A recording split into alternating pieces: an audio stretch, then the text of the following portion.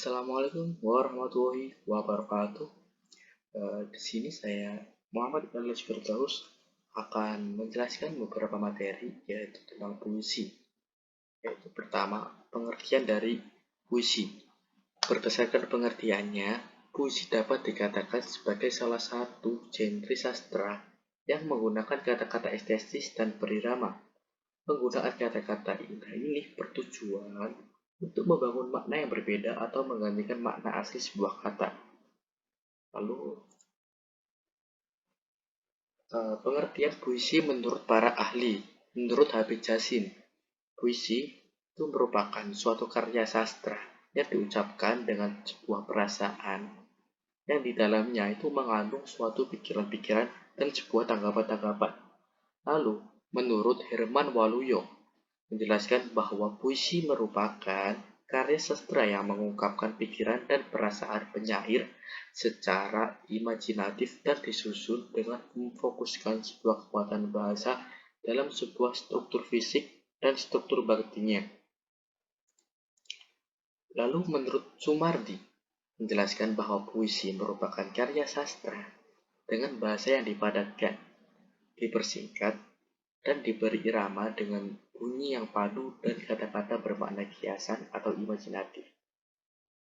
Menurut James Rivers, menjelaskan bahwa puisi merupakan ungkapan bahasa yang penuh dan kaya akan daya pikat. Menurut Carl Lilly, menjelaskan bahwa puisi merupakan pemikiran yang bersifat musikal. Kata-katanya disusun sedemikian rupa hingga menonjolkan rangkaian bunyi yang merdu seperti musik. Lalu menurut Samuel Taylor Coleridge, menjelaskan bahwa puisi adalah kata-kata terindah dalam susunan terindah. Bagian terindah dalam terindah itu. Lalu selanjutnya adalah ciri-ciri dari puisi. Puisi memiliki beberapa ciri sebagai berikut. Yang pertama, bahasa yang digunakan dalam puisi lebih padat dibandingkan prosa dan drama. Yang kedua, puisi memiliki rima atau sajak yang teratur. Lalu yang ketiga, puisi lebih menggunakan sajak syair atau pola pantun, khususnya pada puisi lama.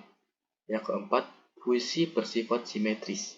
Lalu yang kelima, puisi memiliki makna konotatif. Yang keenam, puisi terdiri dari kesatuan sintaksis atau yang disebut dengan gatra. Yang selanjutnya, unsur puisi itu dibagi menjadi dua, yaitu struktur fisik puisi dan juga struktur batin puisi. Next.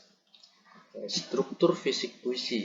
Struktur fisik puisi merupakan unsur dari puisi yang dapat dilihat dan diamati secara langsung dengan mata.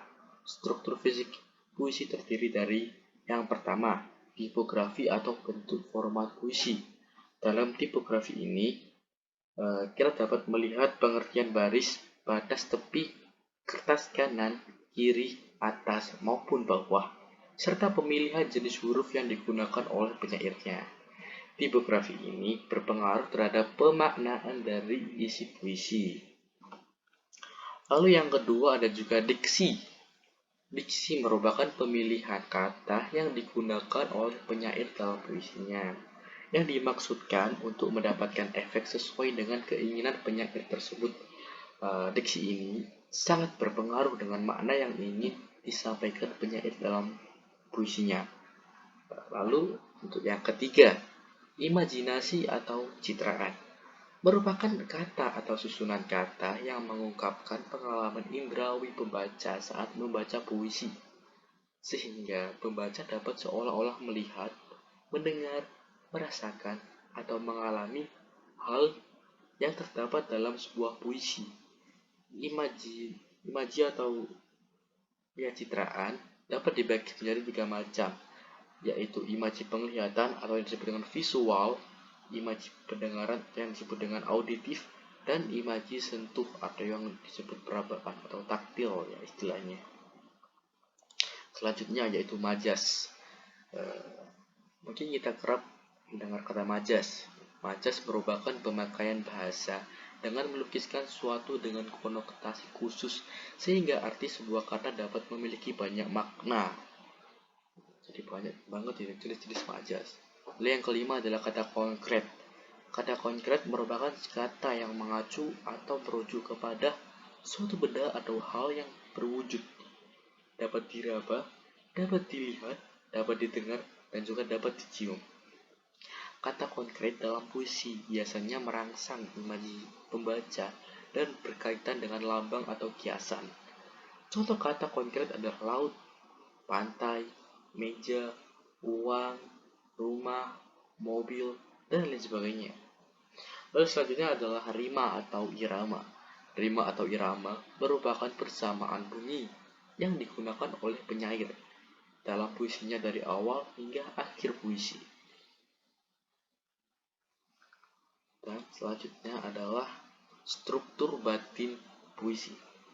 Struktur batin puisi merupakan unsur pembangun puisi yang tidak terlihat mata. Struktur batin puisi terdiri dari yang pertama yaitu tema atau fakta yang disebut dengan sense. Tema atau makna merupakan satu unsur puisi yang tersirat berupa makna yang ingin disampaikan oleh penyair kepada para pembaca. Tema atau makna dalam puisi berkaitan dengan hubungan tanda dengan makna. Oleh karena itu, baik kata, baris, bait, maupun bentuk sebuah puisi memiliki makna tertentu yang ingin disampaikan oleh penyairnya. Selanjutnya, kita ada nada atau yang disebut dengan tone. Nada merupakan sikap penyair kepada para pembacanya yang berkaitan dengan tema dan rasa. Dalam sebuah puisi, penyair dapat menyampaikan makna yang ingin disampaikan dengan nada menggurui, mendikte, merendahkan, memuji, dan lain sebagainya. Lalu yang ketiga ada rasa atau feeling. Rasa merupakan sikap penyair terhadap pokok permasalahan dalam puisinya. Rasa biasanya dipengaruhi oleh latar belakang sosial dan psikologi penyair. Misalnya latar belakang pendidikan, jenis kelamin, kelas sosial, agama, kedudukan dalam masyarakat, usia, pengetahuan, serta pengalaman sosiologis dan psikologis seorang penyair akan memengaruhi rasa dalam puisi yang ia tulis. Jadi apapun latar belakangnya, pasti akan berpengaruh dengan karya tulis yang ia tulis. Yang keempat adalah amanat atau tujuan, dengan kata lain intention. Amanat atau tujuan merupakan pesan yang ingin disampaikan oleh penyair dalam puisinya kepada para pembaca. Jadi semisal puisi. Jadi semisal penyair ingin menyampaikan sesuatu, ia bisa menyampaikan apa yang ia ingin sampaikan kepada audiensnya lewat dengan tulisan-tulisan atau karya-karya yang ia tulis. Biasanya terdapat di akhir-akhir. Lalu jenis-jenis puisi dibagi menjadi dua, yaitu puisi lama dan juga puisi baru. Puisi lama. Puisi lama merupakan puisi yang dibuat sebelum abad ke-20 dan terikat pada beberapa aturan. Puisi lama memiliki ciri-ciri sebagai berikut. Yang pertama, bersifat anonim karena merupakan puisi rakyat. Yang kedua, disampaikan secara lisan atau dari mulut ke mulut. Dan yang ketiga, yaitu terikat aturan-aturan yang mengatur jumlah baris tiap bait, jumlah suku kata maupun rima. Lebih jelasnya, aturan yang mengikat puisi lama adalah sebagai berikut. Yang pertama, jumlah kata dalam satu baris. Yang kedua, jumlah baris dalam satu bait. Yang ketiga, jumlah suku kata dalam tiap baris. Yang keempat, persajakan atau rima. Dan yang terakhir adalah irama. Beberapa contoh puisi lama yaitu adalah puisi mantra, puisi pantun, seloka, gurindam, karmina, talibun, dan juga syair. Itu merupakan contoh-contoh dari beberapa puisi lama.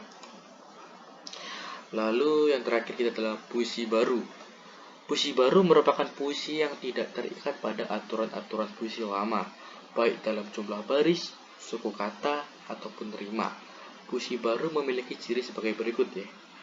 nama penyairnya jelas atau diketahui, lalu memiliki bentuk yang rapi dan simetris, memiliki gaya bahasa yang dinamis, lalu memiliki persajakan akhir yang teratur. Sebagian besar puisi baru memiliki 4 seuntai. Setiap barisnya terdiri dari sebuah gatra atau kesatuan sintaksis. Setiap gatra terdiri dari 4-5 suku kata. Dan yang terakhir, banyak menggunakan pola pantun dan syair, sekalipun ada juga menggunakan pola puisi lama lainnya. Contoh-contoh puisi baru, yaitu yang pertama adalah himne, balada, ode, romansa, epigram, elegi, satir, distikon, terzina, kuatren, kuin, sekset, septima, oktav atau stanza, soneta, puisi kontemporer, puisi beling, puisi mantra, dan juga puisi konkret. Sekian dan terima kasih dari saya. Mohon maaf bila ada salah kata. Saya Elias di sini memberi semoga ilmu yang saya berikan bisa bermanfaat. Wassalamualaikum warahmatullahi wabarakatuh.